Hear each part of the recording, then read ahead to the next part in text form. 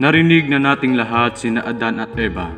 Ayon sa Biblia, sila ang unang mag-asawang tao na nilikha ng Diyos. Ngunit may isang sinaunang mitolohiyang Hudyo na kumukwestiyon sa bersyong ito, na si Eva ang unang babae. Ayon sa alamat, bago pa man si Eva ay may isa pang babae na nagngangalang Lilith. Hindi tulad ni Eva na nagmula sa tadyang ni Adan. Si Lilith ay nilikha mula sa luwad kasabay ni Adan.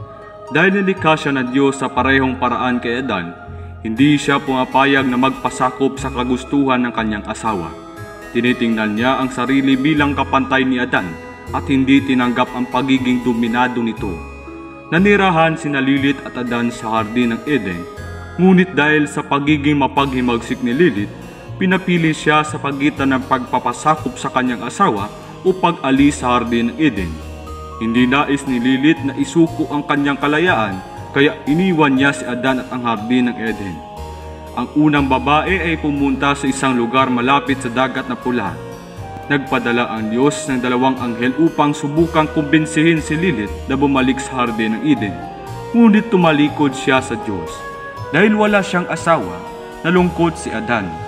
Nang makita ng Diyos na nagdurusa si Adan sa kalungkutan, nagpasya siyang lumikha ng bagong babae para sa kanya, at ito nga po ay si Eva. Dahil tumalikod siya sa kanyang lumikha, si Lilith ay ginawang demonyo. Naging isang demonyong anyong babae siya na maaaring magdulot ng sakit sa mga bagong silang na sanggol. Upang maprotektahan ang mga bata mula sa kasamaan, binibigyan sila ng mga agimat na may pangalan ng mga anghel na nagtangkang ibalik si Lilith sa Eden. Ang mga kwentong ito ay nagsasabing si Lilith ay naiinggit sa masasayang buhay ni Adan at Eva sa paraiso. Bilang paghihiganti, nag-anyo siya bilang isang ahas at tinukso si Eva na kainin ang pinagbabawal na prutas. Kaya't napalayas ang mag-asawa mula sa paraiso. Kilalang kilala ang kwento ni Lilith, ngunit ang bersyong ito ay wala sa Kristiyanong Biblia, kaya tinatanggihan ito ng mga Katoliko at Protestante. Ang bersyon kung saan siya ang unang asawa ni Adan ay nasa mga teksto ng Alphabet of Ben Sira. Hindi natin tiyak ang petsa kung kailan ito naisulat, ngunit pinaniniwala ang ginawa ito sa pagitan ng 700 at 1000 AD, noong panahon pa ng medieval. Ang mitolohiya ni Lilith ay matatagpuan sa mga mitolohiyang Hebreo, Babylonian, Sumerian at Assyrian. Sa Mesopotamia, si Lilith ay isang masamang Diyos o iniuugnay sa buwan. Siya ay tinitingnan bilang isang diyosa na may iba't ibang mukha na nagbabago depende sa kanyang mood. Maaari siyang makita bilang isang diyosa ng kasaganahan, ngunit pati rin bilang isang demonyong figura.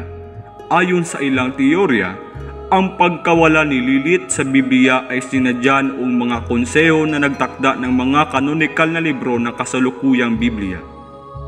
Si Lilith bilang isang malaya at malakas na babae ay sumasalungat sa patriarkal na struktura ng mga kulturang Hudyo-Kristiyano, kaya't ang figura ni Lilith ay niyakap ng kilusang feminista. Minsan siyang tinawag na unang feminista. Ang kilusan ay nagsasabing si Lilith ay hindi patas na ginawang demonyo tulad ng maraming kababaihan sa ating kasaysayan na naglakas loob lumaban sa patriarkal na pamamahala.